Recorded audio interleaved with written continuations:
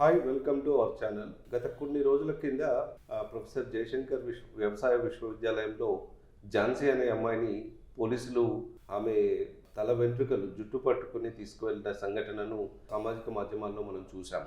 అయితే రీసెంట్గా వచ్చిన ఇన్ఫర్మేషన్ ఏమిటంటే సంఘటనలో బాధ్యులైనటువంటి పోలీస్ కానిస్టేబుల్లను హైదరాబాద్ పోలీస్ కమిషనర్ గారు చర్యలు తీసుకున్నట్టుగా వార్తలు వచ్చాయి.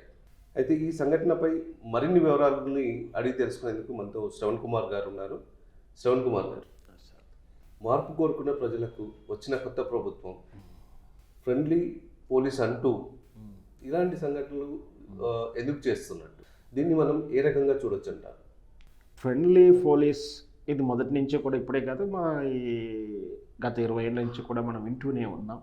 ముఖ్యంగా మన ఈ దేశంలో మన హైదరాబాద్ పోలీసు, తెలంగాణ పోలీసు, లేదా అప్పుడు ఉమ్మడి ఆంధ్రప్రదేశ్ పోలీసు ఒక ప్రత్యేకమైన పేరు.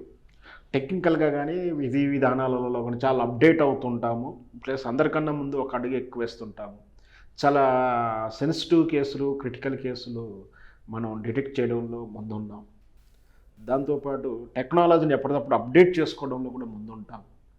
ఇన్వెస్టిగేషన్ విషయంలో టెక్నాలజీని వాడడం కానీ, ఇప్పుడు సైబర్ క్రైమ్ను డిటెక్షన్ చేయడంలో కానీ రకరకాల విషయం చేసినాం. మొదటి నుంచి మంచి పేరు కూడా ఉంది.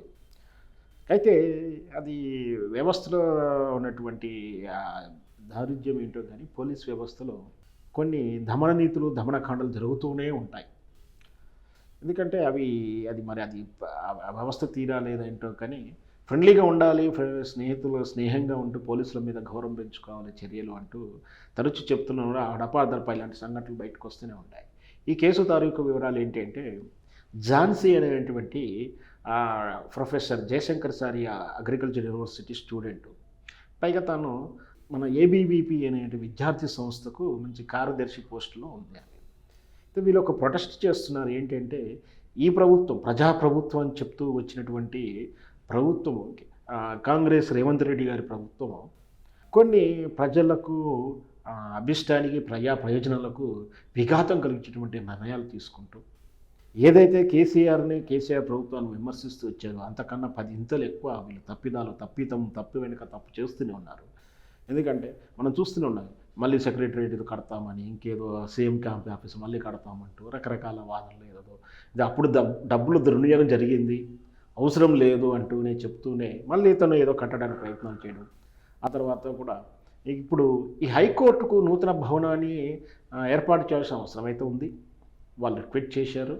సరే, ఇతను ఒక ఉన్నతమైనటువంటి హోదాలో ఉంది కాబట్టి వాళ్ళకి మాట ఇచ్చాడు. కానీ అది ఈ అగ్రికల్చర్ యూనివర్సిటీలో ఉన్నటువంటి ల్యాండ్లో ఒక 100 ఎకరాలను వాళ్ళకి కేటాయించడం అనేది జరిగింది.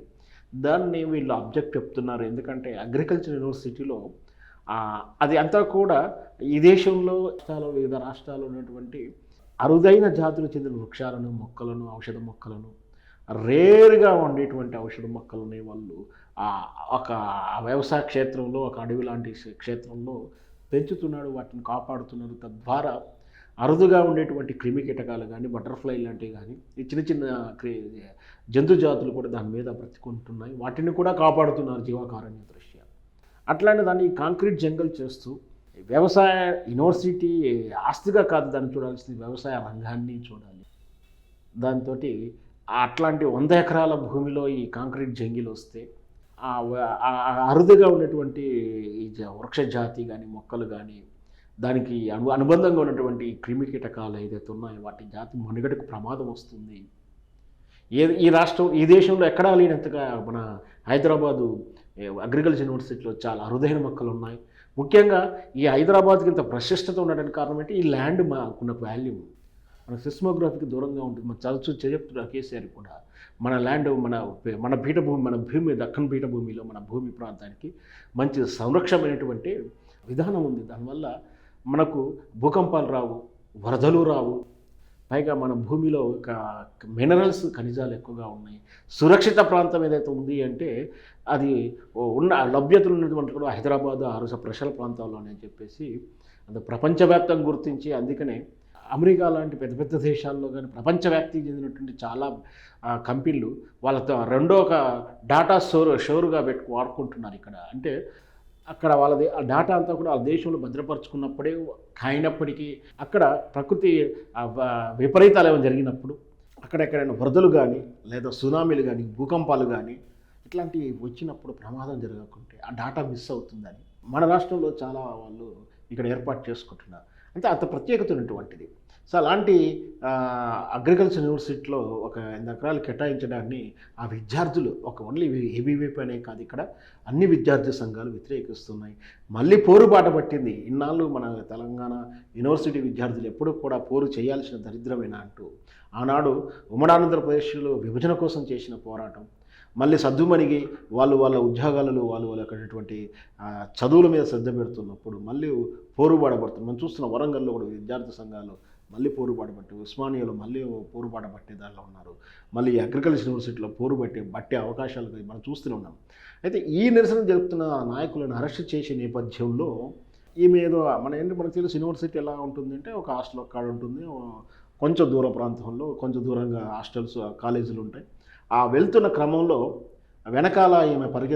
వెనకాల స్కూటీ మీద వస్తూ కానిస్టేబుల్ ఈమె అరెస్ట్ చేస్తానికి ప్రయత్నం చేస్తున్నప్పుడు ఆ స్కూటీ తోలుతూనే ఆమె జుట్టు పట్టి లాక్కెళ్ళడం దృశ్యాలని వీడియో రికార్డ్ అయ్యి అది సోషల్ మీడియాలో చాలా వైరల్ అయింది. దాంతో చాలా విమర్శలు ఎదుర్కొంది ఈ ప్రభుత్వం. తర్వాత పోలీసు కానిస్టేబుల్ మీద చాలా విమర్శలు వచ్చాయి. అయితే దీన్ని చర్యలు తీసుకుంటే హెచ్ఆర్కి వెళ్ళడం కానీ గవర్నర్ గారికి వినతి పత్రం కూడా జరిగింది. అందులో భాగంగా వాళ్ళ మీద చర్య తీసుకున్నట్టు, దాంట్లో ముఖ్య కారకులైనటువంటి ఆమెని సస్పెండ్ చేస్తున్నట్టు, ఇంకా ఒక మెమో ఇచ్చినట్టు తెలుస్తుంది. బహుశా డ్రైవింగ్ చేసిన ఆమెకు మెమో ఇచ్చి ఉండొచ్చు, ఏదైతే వెనక కూర్చొని లాగిందో ఆమెకు పనిష్మెంట్ అయి ఉండవచ్చు అని నా అంచనా. మొత్తం మీద ఈ ప్రజలు కోరుకున్నది ఏమిటి, ఇప్పుడు జరుగుతుంది ఏమిటంటే స్పష్టంగా ఆడ క్లియర్గా చూస్తూనే ఉన్నాం. మరి మార్పు అంటే ఏ మార్పు జరిగిందో కూడా ప్రజలకు అర్థమవుతుంది. భవిష్యత్తులో ఇలాంటి తప్పిదాల నుంచి దిద్దుకుంటూ మరి రేవంత్ రెడ్డి గారు మరి జనరంజకంగా ఏ విధంగా పరిపాలిస్తున్నారో చూడాలి. శ్రవణ్ కుమార్ గారు, అయితే మీరు అన్నట్టుగా ఇప్పుడు గత 10 ఏళ్ళుగా రాష్ట్రంలోని విద్యార్థులు, విశ్వవిద్యాలయ విద్యార్థులు ఉద్యోగాలు, చదువు వీటి మీద ప్రశాంతంగా శ్రద్ధ పెట్టారని చెప్పారు. ఇప్పుడు ప్రజలు కూడా అంతే, ఆల్మోస్ట్ అదే విధంగా ఉన్నారు.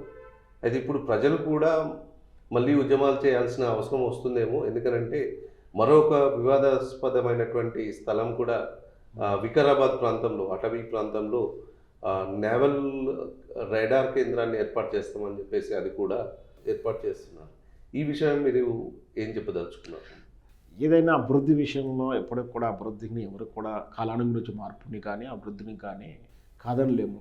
ఏదైనా డ్యాములు కట్టినా కానీ ఏదైనా ఇట్లాంటి కంపెనీలు కర్మాగారాలు వస్తున్నప్పుడు కూడా అది అభివృద్ధి సూచికగానే చూస్తున్నప్పటికీ, ఉద్యోగ కల్పన వస్తున్నప్పటికీ పర్యావరణానికి కానీ లేదా ఆ జాతీయ మనుగడకు కానీ ఆ సంపదకు కానీ ఇప్పుడు ఇక్కడ అది అగ్రికల్చర్ వ్యవసాయ సంపదకే దెబ్బతింటుంది.